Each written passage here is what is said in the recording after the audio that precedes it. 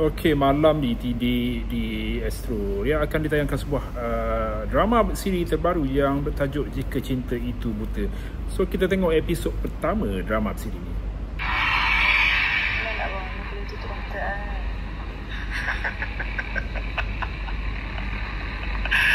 Pagi-pagi yang buat lawak lah sayang. Mana yang tutup mata you?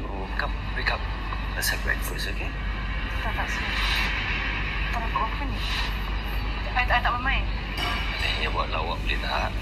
Tak, I tak buat lawak. I tak nampak. Darling, let's be serious here. Come.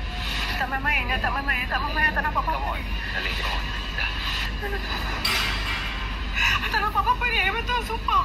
I dengar suara you tapi I tak nampak you. Stop kidding, darling. I'm not kidding. I cannot see anything. I cannot see anything.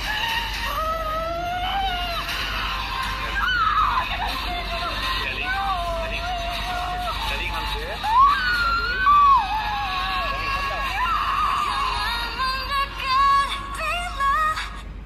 Itu dia Ukasha Senrose dan Kifu dalam drama siri terbaru yang bertajuk Jika Cinta Itu Buta. Seperti juga tajuknya, Cinta Itu Buta, maksudnya watak utama dia ada Mariam lakonan Ukasha Senrose tiba-tiba buta.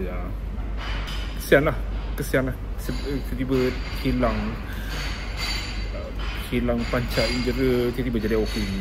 So drama bersiri 50 episod ni bergantikan drama bersiri Rumah Tanpa Luka yang baru saja tamat minggu lalu. So drama bersiri ni ringkasnya pasal Mariam, seorang wanita yang dia mula-mula boleh tengok lah, boleh melihat, bukan KU, tiba-tiba dia buta. Lepas tu dikhianati oleh suaminya Farid dan sahabat baiknya Bella. Di tengah gelombang pengkhianatan, dendam dan perebutan harta, mampukah Mariam bangkit? So drama bersiri ini menampilkan Ukasha Senrose sebagai Mariam atau Mary Joseph, Kifu sebagai Farid, Trisha Ooi sebagai Bella, Shah Jazel sebagai Adam.